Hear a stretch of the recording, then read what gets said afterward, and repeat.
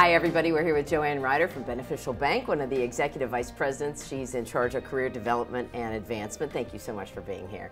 And let's talk a little bit about how does someone get to your level. You've done incredible things, and it really speaks to your talents, your smarts, but also to your bank for seeing that talent and advancing you. So how do you suggest to other women that they make themselves into a person of interest to the company, someone that looks like they're on a career path that can't be stopped, they're just unstoppable, and get to an executive vice president level?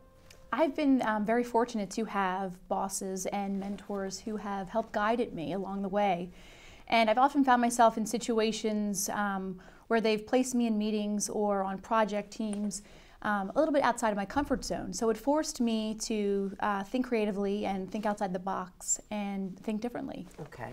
So you not only got some opportunities, but you also seized those opportunities, even if in your tummy you felt like, I do not belong in this meeting, I am so nervous here, but you didn't show that, obviously. Absolutely, absolutely. I think that's very important because I think that with women, they tend to doubt themselves a lot.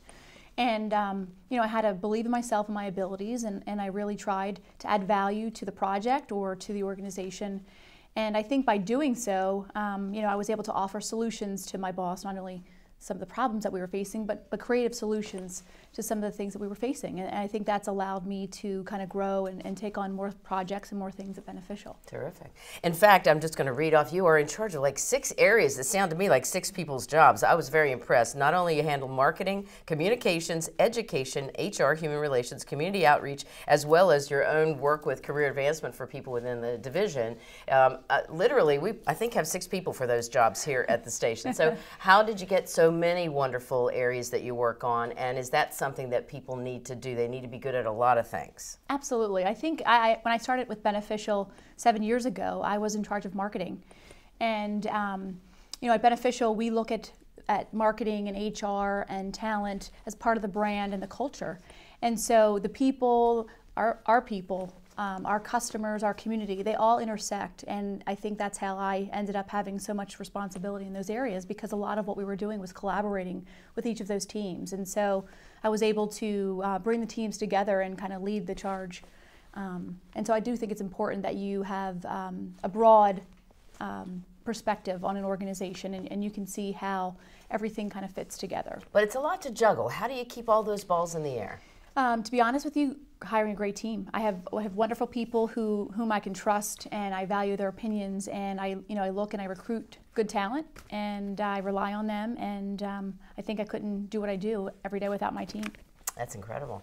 Well, you also redesigned the branches where people go and put their money in the bank, take it out, so everybody knows a bank branch, into college campuses or campus feeling type places instead of sort of more boxy branch type places that we all grew up with. And it actually increased the brand awareness by 35%, which is amazing in a marketing saturated culture like we're in. How did you do that? And is that kind of creativity something that people need to really channel for themselves and tap into so that they can distinguish themselves as you've done? Absolutely. I think that it's very important to, at Beneficial, we wanted to differentiate ourselves and our brand. And so, you know, we looked at the market and we tried to figure out, you know, what's different about our bank. And so that's why we built our campuses, which we like to say are a cross between an Apple store, a library, and a Starbucks, and then of course a bank.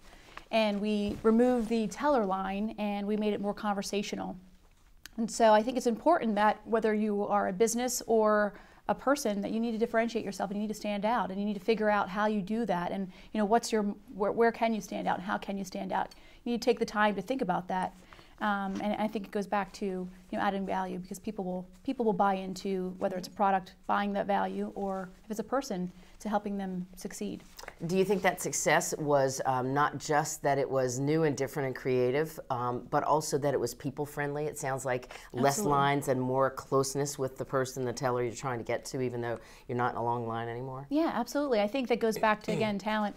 It's about building relationships with people and building networks. And you know, at Beneficial, we like to build a relationship with our customers, and I think that's also important on the talent side, and that's how we also engage our employees. It's about building relationships and understanding who they are, how can we develop them, and you know, seeing what's important to them and then building out career paths for them so that they can ultimately grow and develop as well. Great.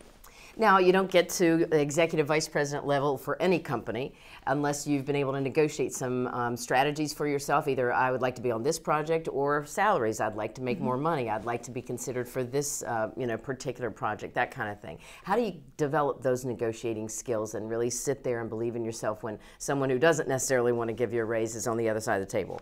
Well, I think first and foremost, you have to understand your worth. And so you have to make a list of all the things that you've accomplished for the organization, and then feel confident that you can go in and kind of talk through with your boss some of those accomplishments and what value they have driven to the organization. I also think it's important for you to know your worth, so you need to do some research and see, you know, what is your job worth in the marketplace. Make sure you have your numbers in check before you go in and ask for any type of increase. I think it's important to also go in and know, you know, when's the right time to have that conversation. Is it around your performance review? Did you just get off of a big project that maybe you should, you know, have a conversation with your boss? So I think timing, you need to make sure it's the right moment. And then, of course, I think that every woman needs to go in and ask for a raise if they're deserving of a raise, and they can demonstrate the value that they bring. Are there any missteps women tend to make along the way where they either fall into the trap, as you said, of not asking for enough or not believing in themselves? Other missteps they're making that kind of limit their career path? I think that women don't like to take as many risks as men. And so I think it goes back to having the confidence. And so I think that I would encourage more women to take the risk. You may not necessarily be 100% qualified, but if you know that you have the knowledge and the skill set, you know, take the risk and go out and try a new thing and challenge yourself, because I think at the end of the day, they'll be successful. And I think that's probably the biggest difference, that men are more willing to take risks and women are a little more calculated, and they want to make sure that they have everything, all their ducks in a row before they go for the raise or go for the next job. And do you find that also bosses perhaps are just interested in someone who's highly intelligent, highly energized and motivated, highly experienced in some fields, but maybe not every field? They just want someone who's terrific, and Absolutely. they are willing to train you into some new areas. Is that generally true? I definitely think so. I think that if you have the willingness to learn, if you are a self-starter and self-motivator, I think that, you know, anyone can train you, and I think that that's what people want. And they want someone with a good attitude who is willing to kind of think outside the box a little bit and challenge the norm and just be a great employee and be happy to be there, and also to be passionate. I think you really need to be passionate about what you do, and I think if you can demonstrate that passion, I think that anyone is willing to teach you along the way. And so tell me more about what you're doing at the Pennsylvania Conference for Women. I know you guys have a big role. Beneficial Yes. is one of the coordinating sponsors. And what are you going to be doing specifically? So Beneficial, this is our second year as the presenting sponsor, and we have a couple things going on. We have a few of our market directors who will be introducing some of the speakers. We have someone that will be actually teaching some of the classes and the programming on financial literacy, more for adults and then also for children. We have tickets that we are bringing a bunch of our employees so that they can come and enrich themselves. And we're also entertaining some of our customers, because there's such a wonderful lineup that we want to make sure that we can also offer some of that knowledge to some of our customers as well. And you're doing a major introduction at the main event. Yes. Tell me about that. So I have the pleasure of introducing Robin Roberts. So I'm very excited about that. I think she's phenomenal and very inspiring. Good. Well, we will look forward to that. Thank you so much for coming in, Joanne. We wish you all the best. Thank you so much. For your time. Thank you.